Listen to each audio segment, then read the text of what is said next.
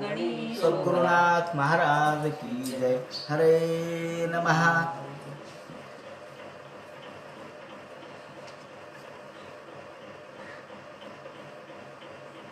श्री शुकोवाच ग्राह प्रवृत्तो धीर पुण्यतीर्थजला प्लुतः शुचौ विविक्तासीनो विधिवत कल्पितासने। भगवान वेदव्यास वर्णन करून सांगू लागले, सूत शौनकादिकाला आणि शुकाच्या पदरी पुण्य आहे आणि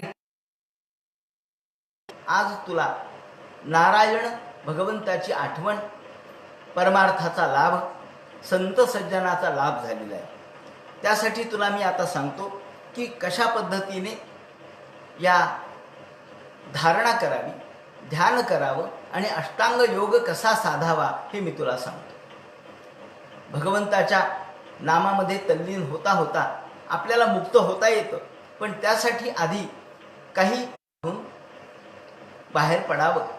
प्रव्रजितो, घरामधून केवळ भगवंतासाठी बाहेर पडावं आणि घरातून बाहेर पडलं, संसारातून बाहेर पडलं, संसारातील व्यापातापातून बाहेर पडलं म्हणजे मग शरीर शुद्धी करावी। शुचौ विविक्त आसीनो, आणि आधी आसनावरती बसावं, आसन जय करावा म्हणजे बसण्याची प्रॅक्टिस करावी। प्रॅक्टिस, काही लोकांना बसण्याची प्रॅक्टिसच नसती।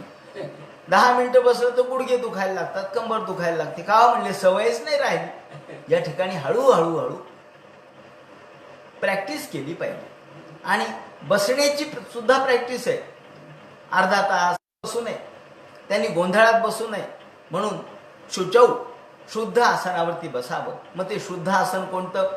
दर्भाचं असेल, हरिणाचं असेल, कोणत्याही या गवताचं असेल, याप्रमाणे दर्भाचं आसन श्रेष्ठ मानले। दर्भाच्या आसनावर माणसाने बसावं किंवा हरिणाजिनावर बसावं किंवा व्याघ्राजिनावर बसावं। याप्रमाणे शुचौ विविक्त आसीनो विधिवत कल्पित आसने। आणि त्यानंतर मग आधी स्नान केलं, आसनावरती बसलं, आसन शुद्धी केली, आसन जय केला की मग हळूहळू प्राणायाम करायला सुरुवात केला। प्राणायामाने मन स्थिर होतं, श्वासावरती नियंत्रण मिळवावं। श्वासावर नियंत्रण म्हणजे प्राणायाम, आणि म्हणून प्राणायाम हा फार महत्त्वाचा सांगितलेला आहे। त्यातून अंतरंग शुद्धी होतेच हे तर खरंच आहे, कारण ऑक्सिजन आतमध्ये जातो म्हणजे अंतरंग शुद्धी करतो। अर्थात हे फार सूक्ष्म तत्व आहे, हे त्या काळात त्यांनी सांगितलेलं आहे। याप्रमाणे प्राणायाम करावा आणि मग अभ्यासेन मनसा शुद्धम, शुद्ध मनाने, शुद्ध शरीराने, शुद्ध विचाराने त्रिवृत ब्रह्माक्षरम परम, ओम हा जप करावा, ओंकाराचा जप करावा। त्रिवृत म्हणजे ओंकार, ज्या ठिकाणी अ, उ आणि म या 3 गोष्टी आहेत त्याला ओंकार असं म्हणतात। हा ओंकार म्हणजे काय आहे? यम, नियम, प्राणायाम, प्रत्याहार, या पद्धतीने हे अष्टांग समाधी योगाचं वर्णन या ठिकाणी ते करतायत। प्रथम शांततेने मन स्थिर केलं की ओंकाराचा जप करावा। हे शब्द ब्रह्म अशेष, ओंकार म्हणजे शब्द ब्रह्म आहे। सगळं ब्रह्म तत्वज्ञान, सगळं ब्रह्मज्ञान, सगळ्या ब्रह्माचे शब्द मंत्र हे एकाच अक्षरात आहे, ते म्हणजे ओम। बाकी काही नाही आलं तरी चालेल, पण ओम हा श्रेष्ठ आहे। सगळ्या विश्वातील शब्द या ओंकारामध्ये, बीज मंत्र येतो, बीज मंत्र, आणि या बीजामध्ये सगळ्या विश्वाच्या शब्दांची आपल्याला एकूण शक्ती दिसते। तो सगळा शब्द साठा एकत्र आहे सूक्ष्म रूपामध्ये, म्हणून अ, उ आणि म हे 3 त्रिवृत ब्रह्माक्षरम परम, हे त्रिवृत ब्रह्माक्षर, ब्रह्माचे 3 अक्षर आहे, अ, उ आणि म। मांडुक्य नावाचं जे उपनिषद आहे ते मांडुक्य उपनिषद फक्त ओंकारावरच लिहिलेलं आहे।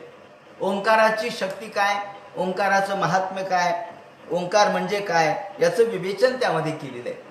स्वर आणि व्यंजन हे सगळे ओंकारामध्ये एकत्र आहेत। गौडपादाचार्यांनी अ म्हणजे विश्वाची प्राप्ती, उ म्हणजे तेजाची प्राप्ती, आणि म म्हणजे ज्ञानाची प्राप्ती असं म्हटलंय.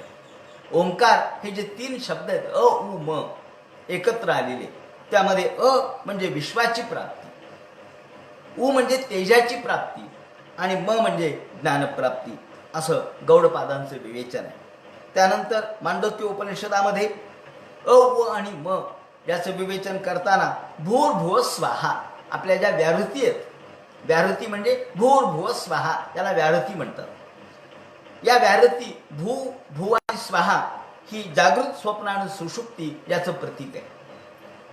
त्याचप्रमाणे बाहेरचा विचार केला तर विश्व, तैजस आणि प्राज्ञ याचं प्रतीक आहे. विश्व, तैजस आणि प्राज्ञ, भूर भुव स्वाहा, जागृती स्वप्न सुषुप्ती आणि विष्णू शिव ब्रह्मा. म्हणजे या ठिकाणी अ उ आणि म विश्व सामावलेलं आहे. ज्याप्रमाणे आपण समुद्राचं या दृष्टीने मनसो यच्छेजित श्वासो ब्रह्मबीजम विस्मरण या ब्रह्मकाराचं आपण सतत चिंतन करावं, ओंकाराचं ध्यान लावावं. ओंकार याचं जप करायचा. जप सुद्धा कसा करायचा तो सुद्धा त्यांनी सांगितलाय. आधी अ चा उच्चार आहे, मग उ चा उच्चार आहे आणि मग म चा उच्चार आहे.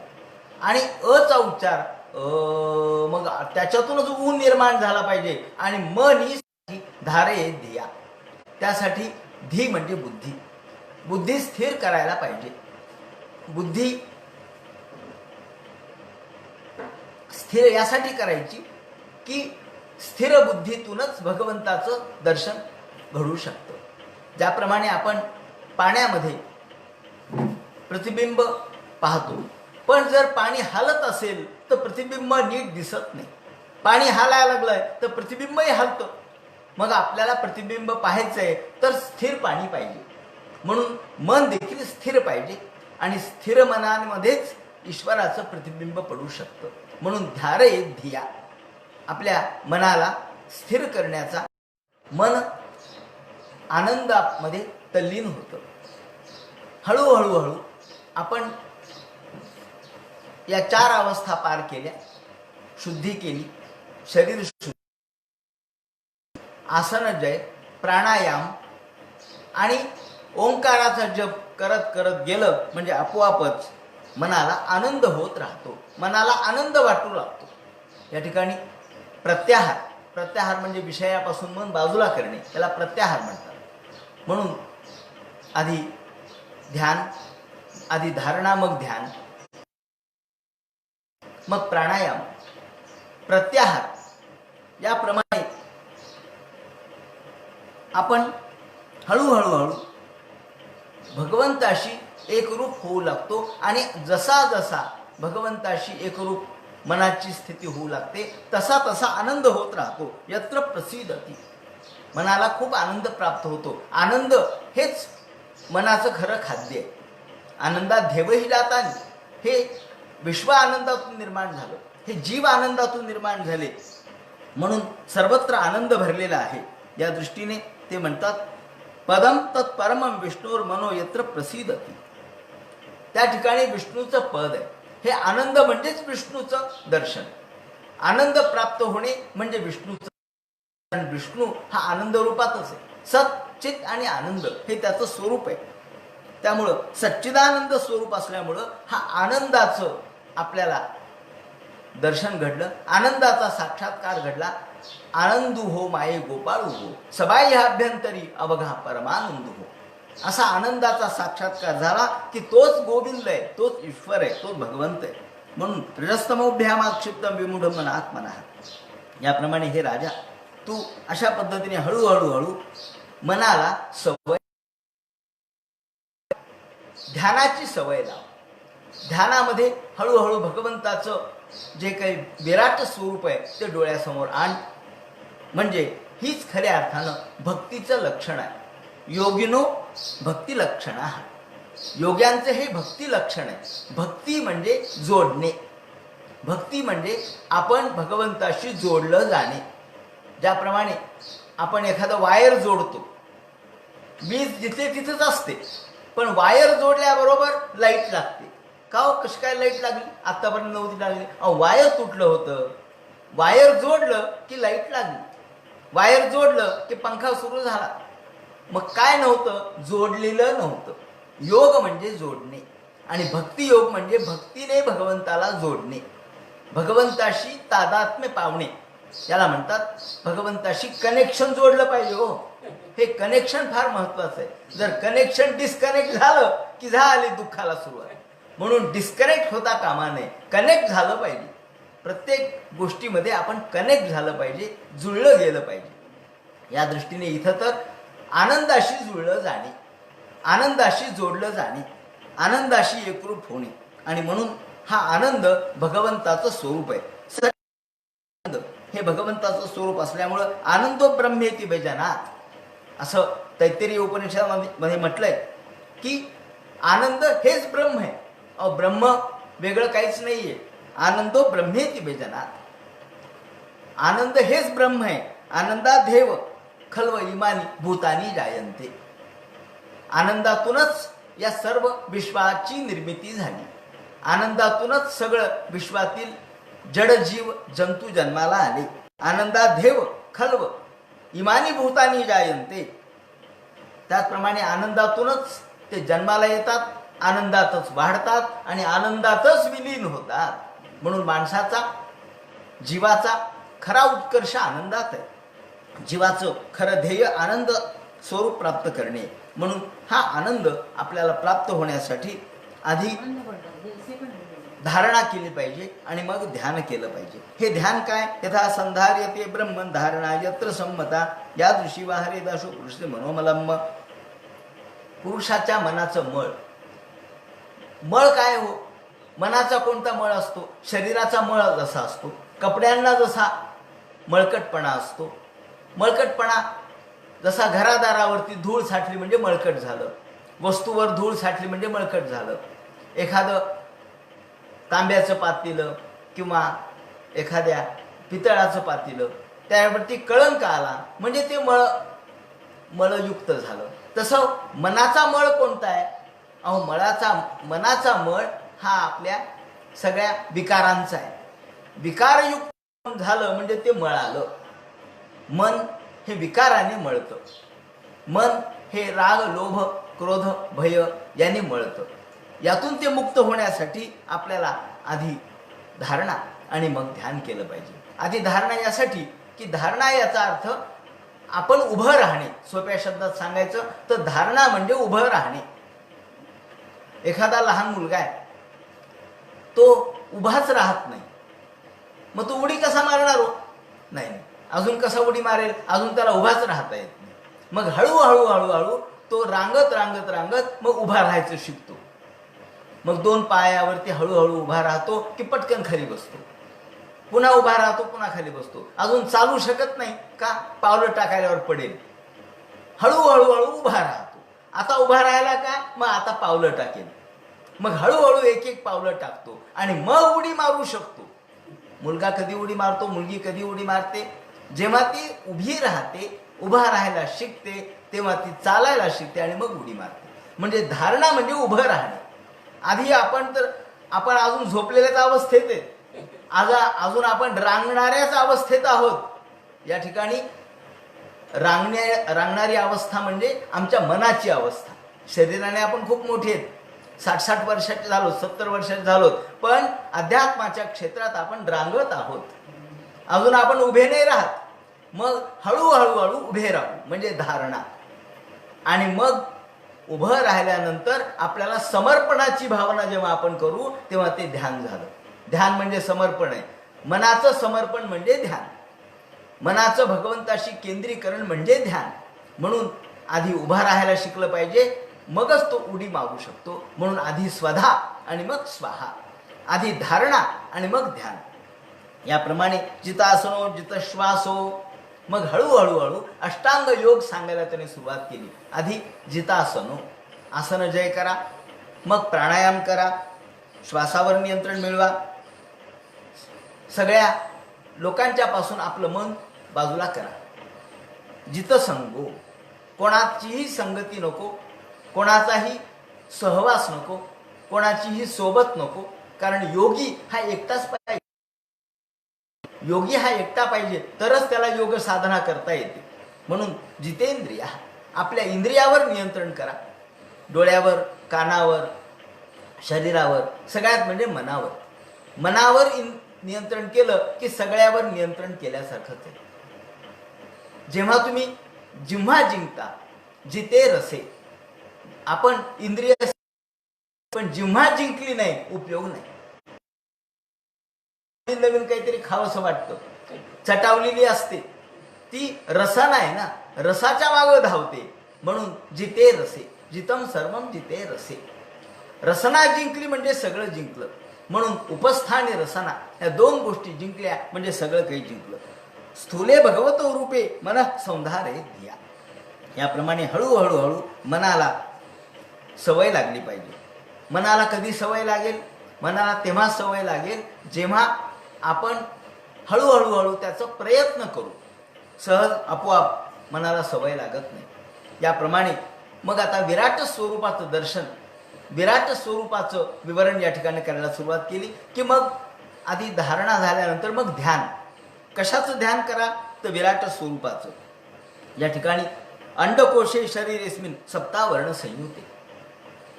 अंडकोश जो भगवंताचं शरीर, हा अंडकोश ज्यामध्ये विराट शरीर आहे. यामध्ये जल, अग्नी, वायू, आकाश, अहंकार आणि महत्त्व म्हणजे 4 पंचमहाभूतापैकी 4 महाभूत पृथ्वी सोडून आप, तेज, वायू आणि आकाश, अहंकार आणि महत्त्व हे 7 आहेत. आणि या 7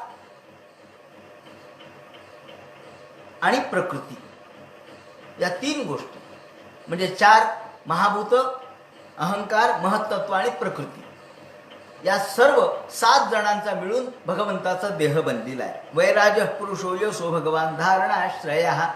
आणि या व्यापक स्वरूपाचं तू ध्यान कर, त्याची मनामध्ये धारणा कर.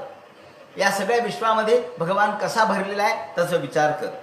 आणि मग व्यापक स्वरूपाचं विवरण करतात की पाताळ, अतल, सुतल, वितल, तलातल, महातल, पाताल हे त्याचे पाय आहेत, घोटे आहेत.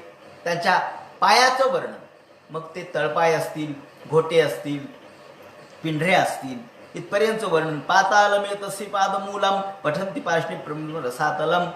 याप्रमाणे त्याच्या तळपायाचं वर्णन म्हणजे पाताळ आहे.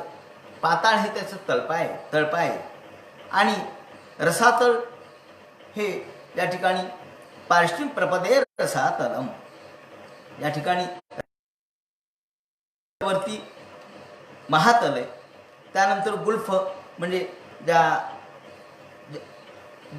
आपल्या गुल्फ पुरुषां व्यापक स्वरूपाचं दर्शन या ठिकाणी ते घडवतात.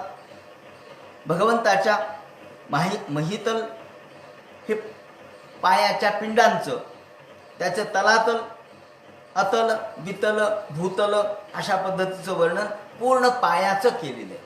मग पाय आहेत, तळपाय आहेत, घोटे आहेत, जंघा आहेत, गुल्फ आहेत. याप्रमाणे उरस्थल म्हणजे मांड्या आहेत. उर म्हणजे मांड्या. ज्योतिरनीकमस्य भगवंताच्या मांड्यांचं वर्णन केलेलं आहे. ग्रीवामहर्वदनम जनोस्य. आणि मग ज्याप्रमाणे अतल, वितल, सुतल, तलातल, महितल, पाताल तसं भूलोक, भुवरलोक, जनोलोक, तपोलोक आणि सत्यलोक असे 7 म्हणजे सप्त पाताळ आणि सप्त स्वर्ग. हे सप्त स्वर्ग त्यांच्या सगळ्या शिरामध्ये, डोक्यामध्ये. मग या ठिकाणी उरस्थलम ज्योतिरनीकमस्य. या ठिकाणी उरु म्हणजे मांड्या, परंतु उरस्थल म्हणजे छाती. हे छाती ही त्यांचं ज्योतिरनीकमस्य. चंद्र आणि सूर्य, त्याचप्रमाणे आकाशातल्या ह्या सगळ्या व्यापक स्वरूपातल्या चांदण्या ज्या ठिकाणी वावरतात, जिथं ज्योतिष चक्र आहे ते त्यांचं छातीचं ठिकाण आहे. ग्रीवा म्हणजे मान हे भगवंताचं महर वदन आहे. त्याचप्रमाणे तपोरराटी विदुरादी पुंसा. याप्रमाणे सहस्र शीर्षा पुरुषा सहस्राक्ष सहस्रपात. याप्रमाणे हे वर्णन वेदात करण्यात आले, तसंच वर्णन या ठिकाणी करण्यात आले. इंद्रादेव बाहव अहोरस्त्रा. इंद्रादिक देव त्याचे बाहू आहेत. कारण इंद्र म्हणजे भगवंताचा बाहू आहे. संरक्षणाचं काम इंद्राचं आहे, म्हणून बाहूचं काम संरक्षण आहे. आणि असत्य दस्त्रो परमस्य, अश्विनी कुमार हे त्याच्या नासिका आहे, त्यातून गंध ते ग्रहण करतात. ज्याप्रमाणे भगवंताचे डोळे म्हणजे चंद्र सूर्य, त्याचप्रमाणे पापण्या आहेत. आणि तद्भ्रू विजंभ परमेष्ठी धिष्ण्य, या ठिकाणी भगवंताच्या ब्रह्मदेवाचं ठिकाण हे भ्रूविलास आहे. आणि माया कोण आहे ते म्हणतात हासो जनोन्माद करीच माया, भगवंताचं हास्य ही माया आहे. माया ही भगवंताचं हास्य आहे. त्या हास्यामधून सगळ्या विश्वाला मोहित करण्याची शक्ती त्यांच्याजवळ आहे. दुरंत सर्गो यत पांग मोक्षाः विडोत्तरोष्ठोधर एव लोभो, त्याचे अधर म्हणजे खालचा ओठ आणि वरचा ओठ हे दोन काय आहेत तर ब्रीडो, लज्जा हे ओठामध्ये आलेली आहे, आणि लोभ. त्याप्रमाणे धर्म हा त्यांचा समोरचा भाग आहे आणि अधर्म हा पाठीचा भाग आहे. त्याप्रमाणे ब्रह्मदेव हे उपस्थ आहे. या ठिकाणी ब्रह्मदेवाला क असा शब्द वापरलाय. क म्हणजे ब्रह्मदेव. भागवतामध्ये असे कितीतरी शब्द आहेत की ज्याचे अर्थ आपल्याला फार विचारपूर्वक वेगवेगळ्या शब्दकोशाच्या आधारे शोधावे लागतात. क म्हणजे ब्रह्मदेव. म्हणून केशव हा जो शब्द तयार झाला तो केशव शब्द क ईश आणि व असा तयार झाला. क अधिक ईश अधिक व म्हणजे काय हो, म्हणजे कश्च ईशश्च वश्च केशवा. क म्हणजे ब्रह्मदेव, ईश म्हणजे महादेव आणि व म्हणजे विष्णू. ब्रह्मदेव, महादेव आणि विष्णू या तिन्ही देवांचं एकरूपत्व केशव शब्दात आहे. म्हणून कश्च ईशश्च वश्च केशवा समाराह हे समाहार द्वंद्व आहे. याप्रमाणे अव्यक्तमा हृदय मनश्च, भगवंताचं मन म्हणजे चंद्र आहे.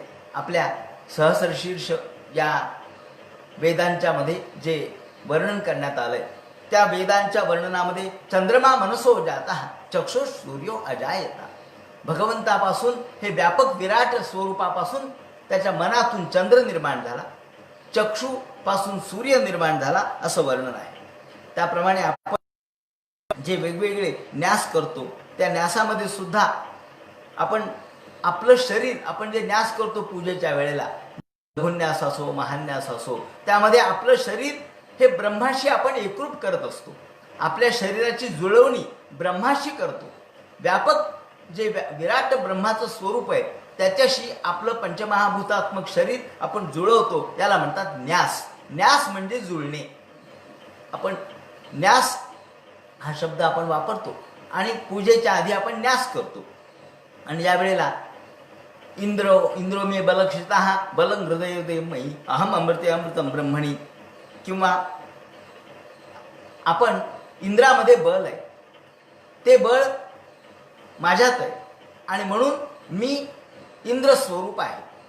इंद्रो मे बलक्षिता बलं हृदय मयी अहम अमृते अमृतम ब्रह्मणी अग्निर्मे वाचिष्ठिता वाग हृदय मयी अहम अमृते अमृतम ब्रह्मणी. अग्नीमध्ये वाणी आहे, अर्थात वाणी आणि अग्नी हे एकत्र आहेत, म्हणून अग्नीतून वाणीची निर्मिती आहे. म्हणून या ठिकाणी भगवंताची वाणी म्हणजे अग्निरूप आहे. अग्नी हे त्याचं मुख आहे असं आपण म्हणतो. म्हणून अग्निर्मे वाचिष्ठिता, अग्नी कुठं बसलाय तर वाणीमध्ये. वाग हृदय, ही वाणी कुठे तर अंतरंगात आहे, हृदयात आहे. आणि हृदयमयी, हे हृदय माझ्यात आहे आणि म्हणून मी ब्रह्मस्वरूप आहे. अशा पद्धतीने न्यासामध्ये सुद्धा भगवत रूपाशी आपल्या पंचमहाभूतात्मक देहाची जुळणी केलेली आहे.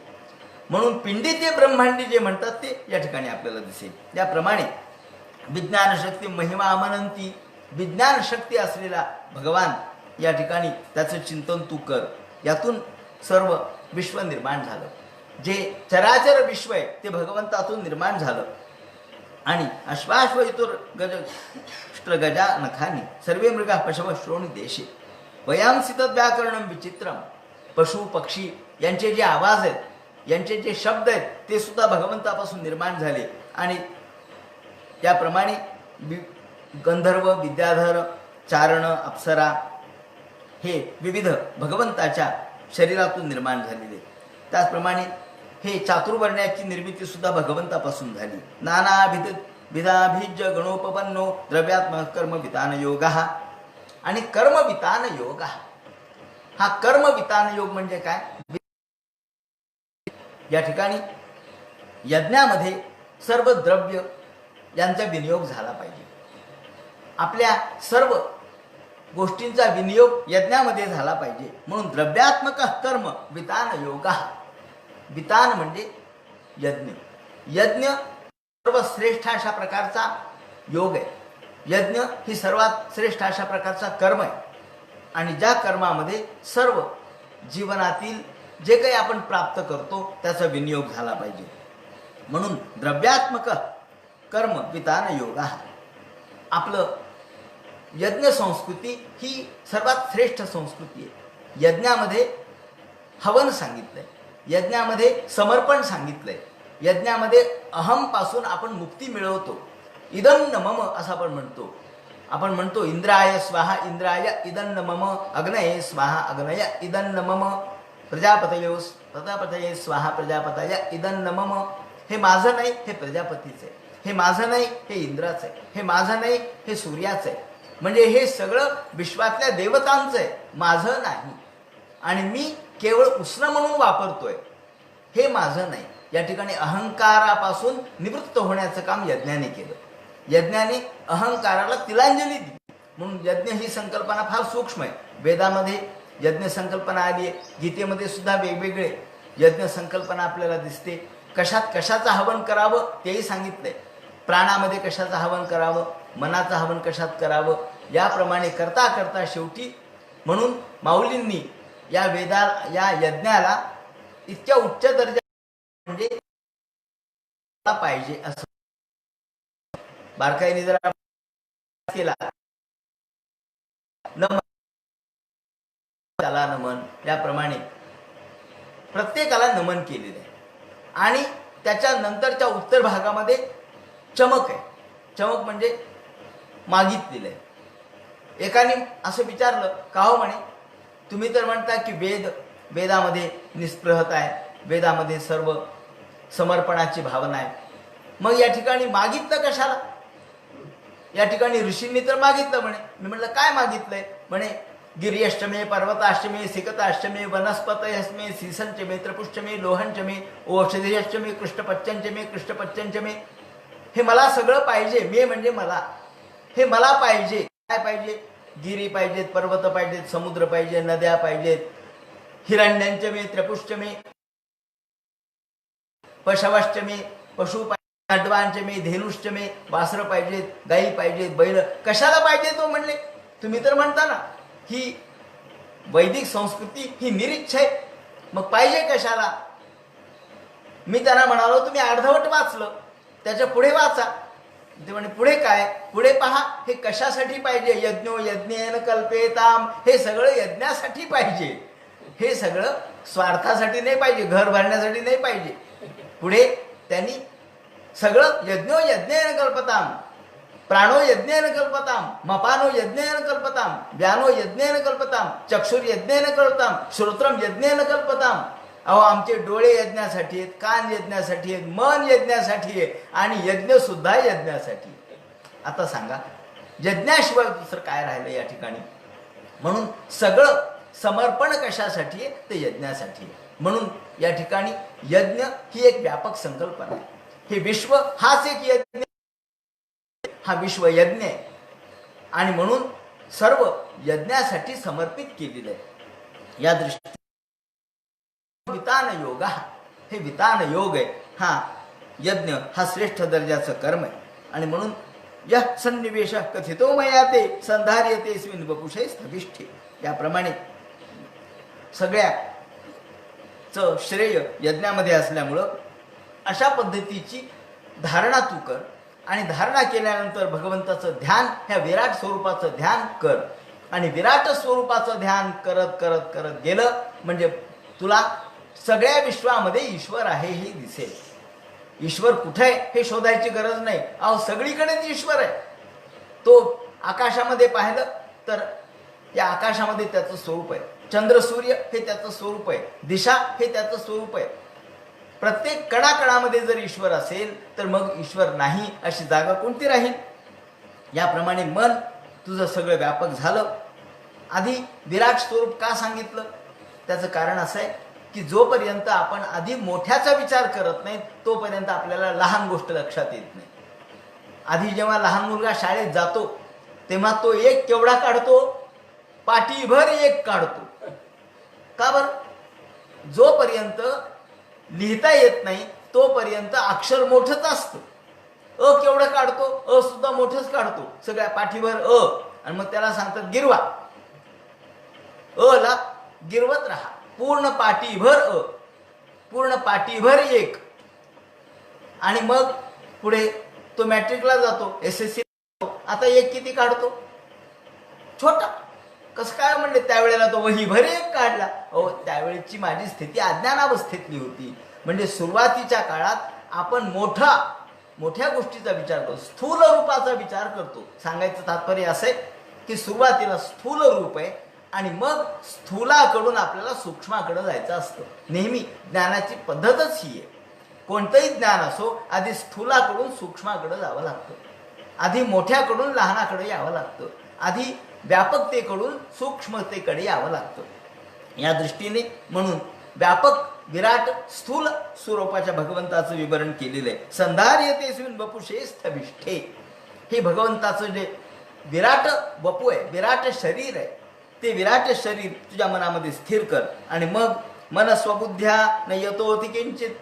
आणि मन मग त्यातून हलणार नाही, मन दुसरीकडे जाणार नाही. कारण कुठेही गेलं तरी तुला ईश्वराचं स्वरूप दिसेल, कुठेही गेलं तरी तू देवाचं स्वरूप म्हणून त्याकडे पाहशील. याप्रमाणे आत्मा यथा स्वप्रजनित. आत्मा हा जसा प्रत्येकामध्ये आहे तो कसा आहे? तर तो साक्षी रूपाने. आत्मा हा साक्षी रूपाने, संवेदना रूपाने सगळ्यांच्या मध्ये आहे. तसा ईश्वर साक्षी रूपाने सगळीकडे. याप्रमाणे हा भगवंताच्या व्यापक स्वरूपाची ध्यानधारणा केली म्हणजे तम सत्यम आनंद निधिं भजेत. भगवंताचं मग आता सूक्ष्म स्वरूप तुला कळायला लागतं. हे सूक्ष्म स्वरूप कोणतं? सत्यम आनंद. भगवंताचं विराट स्वरूप हे बाकीच्या सगळ्या गोष्टींनी, नदी, पर्वत, समुद्र, त्याप्रमाणे अतल, वितल, सुतल, तलातल, महातल, पाताल, भूरलोक, भूलोक, जनलोक, तपोलोक, सत्यलोक, याप्रमाणे सप्त पाताल, सप्त स्वर्ग, हे 14 भुवन या ठिकाणी सांगितले. आणि हे व्यापक स्वरूप भगवंताचं विवरण केलं. आता सूक्ष्म स्वरूपाच्या विवरणाचा दृष्टिकोनातून विचार केला तर एक गोष्ट आहे, तम सत्यम आनंद निधिं भजेत. मग हळूहळू भगवंत सत्य आनंदरूप कसा आहे हे कळायला लागतं. आणि हे सूक्ष्म स्वरूप आहे भगवंताचं. सर्वात सूक्ष्म स्वरूप कोणतं आहे? आनंद. सच्चित आणि आनंद हे भगवंताचं ते सूक्ष्म स्वरूप आहे. सत्यम अनंत भगवंताचं अनंत स्वरूप जे सत्य स्वरूप आहे. सत्य म्हणजे खोट्याच्या विरोधात खरं या अर्थाने नाही. सत्य म्हणजे असत्याच्या विरोधात सत्य असं नाही. अविरोधी सत्य, ज्याला ऋतंच सत्यम असं म्हटलंय. ऋतंच सत्यमच्या भेदात तपसोध्यजायता असं वेदात म्हटलंय की हा ऋतंच सत्यम. ऋत हे जे नैसर्गिक सत्य आहे, निसर्ग चक्र एका सत्यावर अधिष्ठित आहे. आणि हे सत्य निसर्गाचं जे निसर्ग चक्र आहे ते ऋ किंवा ऋत या शब्दाने व्यक्त झालेलं आहे. ऋ हा शब्द मुळात प्रवाही, प्रवाह या अर्थाने आलेला आहे. म्हणून ऋग्वेद, पहिला ऋग्वेद कशामुळं? तर ऋ आहे. तिथे ऋ हा ऋ नाहीये, तो र ला उकार नाहीये, तर ऋ आहे. हे ऋ ऋषीच आहे. हे ऋ जे ऋग्वेदामधलं आहे त्याचा मूळ शब्दाचा किंवा धातूचा अर्थ हा प्रवाह असा आहे. प्रवाहीपणा, गतिमानपणा. म्हणून वेद गतिमान आहेत. वेद हे नवेद, वेद कधीच जुने होऊ शकत नाहीत. तसा भगवान हा ऋत आहे. तो सतत नवीन आहे, तो नित्य नूतन आहे आणि तो सत्य स्वरूप आहे आणि आनंद स्वरूप आहे. भगवान हा आनंद स्वरूप आहे, आनंद निधी आहे. म्हणून भगवंताचं आनंद वर्णन, आनंद हे खरं भगवंताचं स्वरूप आहे. सत हे स्वरूप चैतन्यमयता हे एक स्वरूप आणि आनंदमयता हे तिन्ही एकरूप आहे. सत चित आणि आनंद ह्या तिन्हीचे एकरूपत्व भगवंतामध्ये तेच तम सत्यम आनंद निधिम भजेत नान्यत सर्जेत यथा आत्मपातः. आणि जो याचा विचार करत नाही, जो याचा विचार करणार नाही, अर्थात जो सच्चिदानंद स्वरूपाचा विचार करून न करता दुसऱ्या गोष्टीच्या नादी लागतो, तो आत्मपात घडून आणतो, तो स्वतःचं नुकसान करतो. म्हणून आपण केवळ सच्चिदानंद भगवंताचा विचार केला पाहिजे. आणि यासाठी आधी धारणा आणि मग ध्यान. ध्यान करता करता सूक्ष्म स्वरूपाचं भगवंताचं चिंतन. एवं पुरा धारणयात्मयोनिर नष्टां स्मृतीं प्रत्यवृद्ध तुष्टात. भगवंतांनी ही सगळी विश्वसृष्टी कशी निर्माण केली. ससर्जेद ममोघ दृष्टीर. भगवंतांनी ही विश्व निर्माण केली, विश्वाची निर्मिती केली अमोघ अशा पद्धतीने. तो कधी वाया जाणारा नाही, तो कधी निष्कारण राहणारा नाही, निष्क्रिय राहणारा नाही. यथाप्या प्राग व्यवसाय बुद्धी. ही व्यवसाय बुद्धी, व्यवसायात्मिका बुद्धीर रेकेह कुरुनंदन असं गीतेमध्ये म्हटलंय. व्यवसायात्मिका बुद्धी, माणसाने शांत बुद्धीने, व्यवसायात्मिका बुद्धीने म्हणजे एकाच एका विचाराने, एकाच एका बुद्धीने, एकात्म बुद्धीने चिंतन केलं पाहिजे. तैलधारावत अशी बुद्धी माणसाची असली पाहिजे, जी केवळ एकात्मपणे चिंतन करते. ज्याप्रमाणे बहिर्गोल भिंग असतं, ज्या बहिर्गोल भिंगामधून आपण सूर्याचे किरण खाली पाडल्याबरोबर तत्काळ खाली ठेवलेला कागद किंवा कापूस पेट घेतो. त्याच उन्हाच्या, त्याच किरणाच्या शक्तीने तो पेट घेतो. पण एरवी उन्हात ठेवलेला कागद पेटत नाही, एरवी उन्हामध्ये असलेला कापूस पेटत नाही. का बरं पेटत नाही? अहो, तो एकाग्र नाही. बहिर्गोल भिंगातून जेव्हा त्याचे किरण एकाग्र होतात, एक तानता त्याची होते, एक केंद्रीकरण, काही क्षणामध्ये तो कागद पेट घेतो. तशी वृत्ती सुद्धा एकाग्र मनाने पेट घेते. वृत्ती सुद्धा एकाग्र मनानेच भगवंताशी एकरूप होते. म्हणून शाब्दस्य हि ब्रह्मणे एषा पंथा. आता या ठिकाणी शाब्दस्य असा शब्द शुकाचार्य यांनी वापरलाय. शाब्दस्य हि ब्रह्मणे एष पंथा यांना विध्यायती धीरपार्था. धीरपार्थैहि. हे शाब्द म्हणजे शब्दाने व्यक्त झालेलं. शब्दाने व्यक्त झालेलं म्हणजे वेद हा अर्थ आहे. या ठिकाणी शब्दाने वेदच व्यक्त झाला म्हणून ते म्हणतात अहो वेद सुद्धा निरर्थक आहे. उच्च पातळीवर सांगू लागले. शाब्दस्य हि ब्रह्मण एष पंथा यन्नामभिर्ध्यायति धीरपार्थैहि परिभ्रमं तत्र विन्दते अर्थान मायामये वासनया शयानः. मायामय वासनया शयानः. वेदाने सुद्धा फक्त लोकांना प्रवृत्त केलंय. वेद कशामुळे निरर्थक आहे या पातळीवर आहे की अहो अर्जुना वेदू जरी झाला, श्रीकृष्ण म्हणतात गीतेमध्ये, ज्ञानेश्वरीमध्ये भगवंतानी ज्ञानेश्वरांनी लिहिलंय, अर्जुना वेदू जरी झाला तरी मी नेणता वाया गेला, कडू सांडोनी उपणीला कोंडा जैसा. अर्जुना वेद जरी झाला तरी तो वेद मला जाणू शकला नाही, माझं तात्पर्य जाणू शकला नाही. तो कणू सांडोनी उपणीला कोंडा जैसा. जसा आपण उपणतो आणि धान्य उपणल्यानंतर कोंडा एका बाजूला पडतो आणि धान्य एका बाजूला पडतं, कण एका बाजूला पडतो, मग धान्य एका बाजूला आणि कोंडा एका बाजूला. मग पुन्हा कोंडा जर उपणला तर काय मिळणार आहे? कोंड्यातून कोंडाच फक्त अंगावर येईल. फक्त कोंड्याचा जो भाग आहे तोच आपल्या अंगावर येईल. म्हणून कोंडा उपणून काही फायदा होत नसतो. त्याप्रमाणे वेदाने एकच केलं, शब्दाने सगळं व्यक्त केलं. पण शब्द म्हणजे कोंडा आहे. शब्द म्हणजे तत्वज्ञान अर्थ नाही, कारण अर्थ त्यातून निघून गेला. का रे शाळेत गेलो होता का? हो गेलो होतो ना. लॉलीपॉप दिलं का? लॉलीपॉप नाही दिलं. मग शाळेत गेला. हो आता चॉकलेट हे आता अभ्यास म्हणून तो अभ्यास करू. लागलं की नाही नाही नाही, आपला नंबर लागला पाहिजे, आपला मेडिकलला लागला पाहिजे, आपला इंजिनिअरिंगला लागला पाहिजे, काय खरं नाही तर. म्हणून तो त्या अभ्यास करतो. आता लॉलीपॉपची गरज नाही, लॉलीपॉपची गरज वर्षातून. म्हणून स्वर्ग कामो यजेत ही प्रवृत्ती आहे. म्हणून वेदाने सुरुवातीला फक्त प्रवृत्त केलं, म्हणून त्यांनी म्हटलंय की ही प्रवृत्ती लोके व्यवाय मिषमद्य सेवा निस्त्यातु जंतुर्नहि तत्र चोदना. या ठिकाणी व्यवस्थितिस्तेषु विवाह यज्ञ असं म्हटलंय. व्यवस्थितपणा समाजाचा टिकावा म्हणून विवाह आणि यज्ञाची संकल्पना मांडली. ब्रह्मचर्य पालन होत नाही म्हणून विवाह सांगितला. आणि आपल्याला मिषमद्य सेवा, माणसाला काही गोष्टीची आवड निर्माण व्हावी, काही गोष्टीची प्रवृत्ती व्हावी म्हणून यज्ञ करायला सांगितला. वास्तविक दारू प्या असा आदेश नाहीये, मांस खा असा आदेश नाहीये.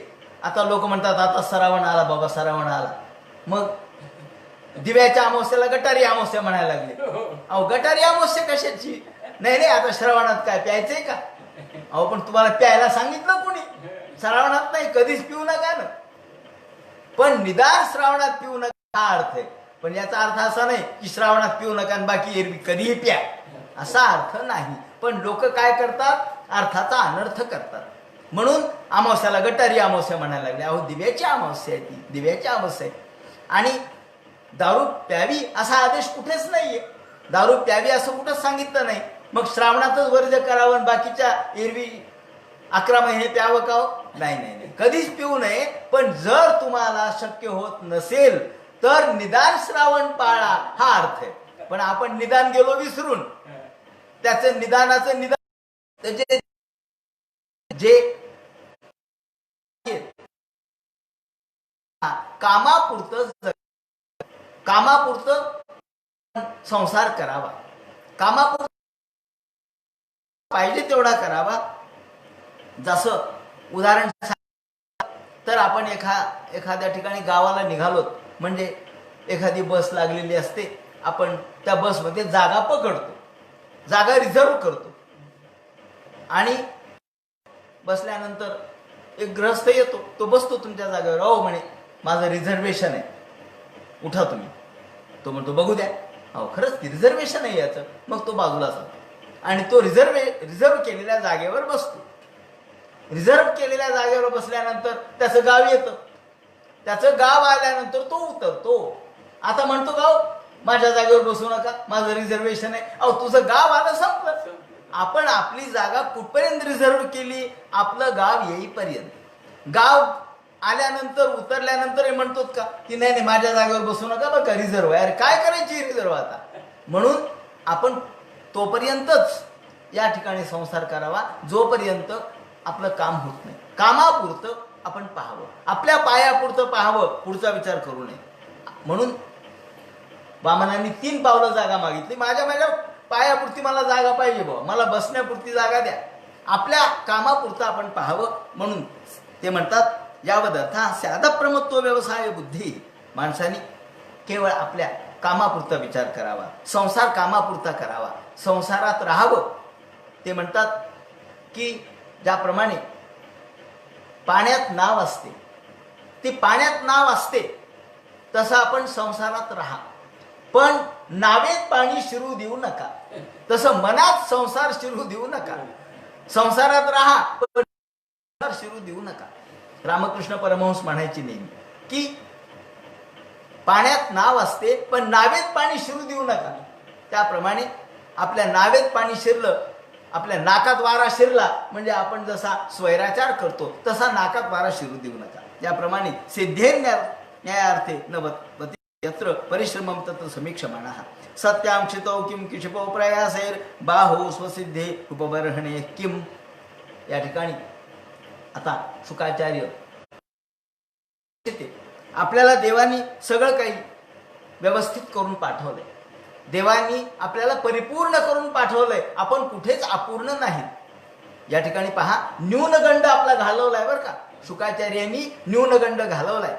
आणि आपल्यामध्ये न्यूनगंडाची भावना निर्माण होऊ नये, मी काहीतरी कमी आहे, आपल्यामध्ये निगेटिव्हिटीची भावना निर्माण होऊ नये, नकारात्मक भावना निर्माण होऊ नये अशी भूमिका आहे.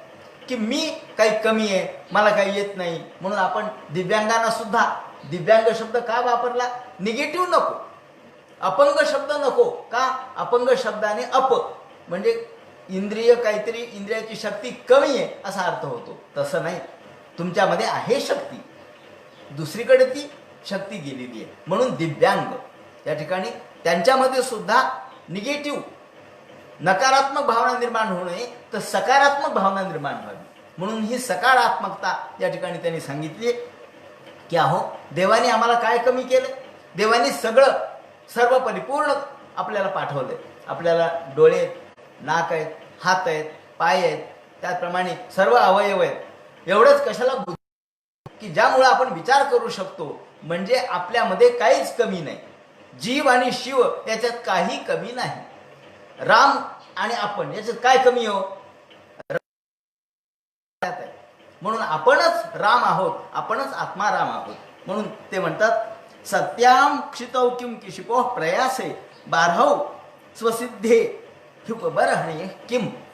आपल्याला बाहू दिलेत काम करायला, हात दिलेत काम करायला, हात दिलेत, मग विनाकारण हात बांधून बसायचं का?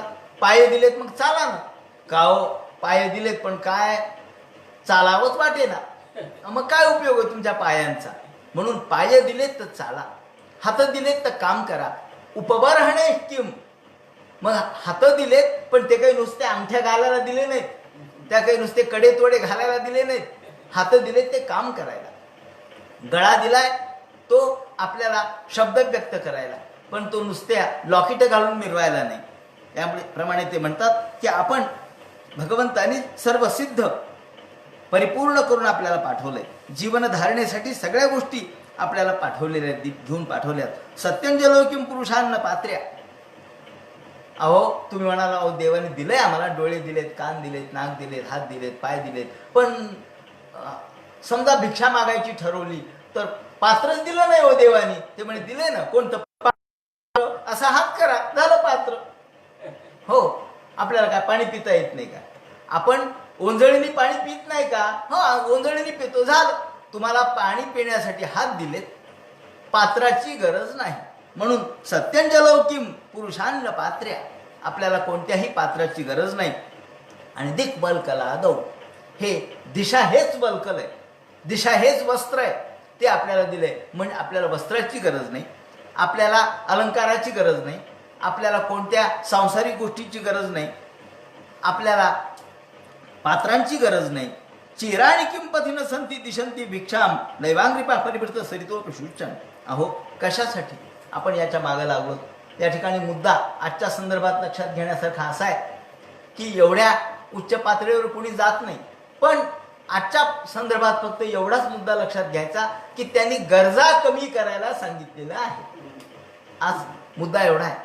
शुकाचार्य म्हणतात तुम्ही गरजा वाढवत वाढवत वाढवत गेलात आणि मग दुःखापर्यंत आलात. दुःख कशातून आहे? गरजा कमी करा, आपोआप दुःख कमी होईल. गरजा कमी करायला सांगितलं ना हो. लॉकडाऊन केलं म्हणजे काय केलं? अहो तुम्हाला आवश्यक तेवढं बाहेर पडा, एरवी बाहेर पडू नका, कामात पुरतच बाहेर पडा, अत्यावश्यक असेल तर पडा, म्हणजे गरजा कमी करा. विनाकारण दुकानात गर्दी करू नका, हे आण ते आण ते आण. कशाला? गरज जेवढी असेल, महत्वाचं तुम्हाला पोटा पाण्यापुरतं, औषध पाण्यापुरतं तुम्ही बाहेर पडा, औषध पाण्यापुरतं दुकानात जा, म्हणजे गरजा कमी करा. आजचा मंत्र तोच आहे, गरजा कमी करा. आणि 5000 वर्षापूर्वी शुकाचार्यांनी हाच मंत्र दिलाय, गरजा कमी करा, गरजा मर्यादित करा. नैवांग्रिपा परिभृत सरितोपि शुष्यन. आपल्याला काही कशाची गरज नाहीये. देवानी नद्या दिल्यात, आडं दिलेत, समुद्र दिलेत पाणी पिण्यासाठी. जीवन, आपल्या जीवनाचा उद्देश काय? अहो आपण खाण्यासाठी जगतो का जगण्यासाठी खातो? साधन आणि साध्य याच्यातला फरकच आपण विसरून गेलो. आणि म्हणून जीवनाचा उद्देश काय हा लक्षात घ्या. जीवनाचा उद्देश केवळ खापी मौस्कर असा नाहीये. जीवनाचा उद्देश फक्त अलंकार घाला, दागदागिने घाला, वस्त्र प्रावरण घाला, मौज मजा करा हा जीवनाचा उद्देश नाहीये. दारू प्या, आनंदात राहा, मस्तवाल राहा हा जीवनाचा उद्देश नाहीये. आम्ही हवं काय तेवढं पहा, मर्यादित बर का, पण हवाची हाव करू नका. हवं पाहिजे, हवं म्हणजे पाहिजे, पाहिजे तेवढं पहा, पण हव्याची हाव करू नका आणि त्याचा हव्यास धरू नका. ह्या दोन गोष्टी चुकतात. आपण हाव करतो आणि हव्यास धरतो.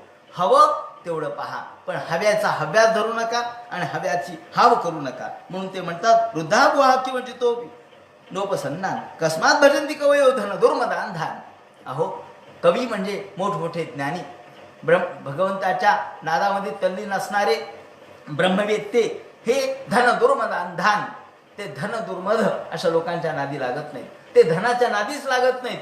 ते कोणत्याही वित्ताच्या नादी लागत नाहीत. वित्तेषणा पुत्रेषणा यांच्या इषणेच्या नादी लागत नाहीत. ते भोगवादाच्या नादी लागत नाहीत. म्हणून ते खऱ्या अर्थानं आनंदी आहेत. म्हणून कस्मात भजंती कवयो. अहो, कशासाठी? या आपण जर गरजा कमी केल्या, आपण गरजा कमी केल्या.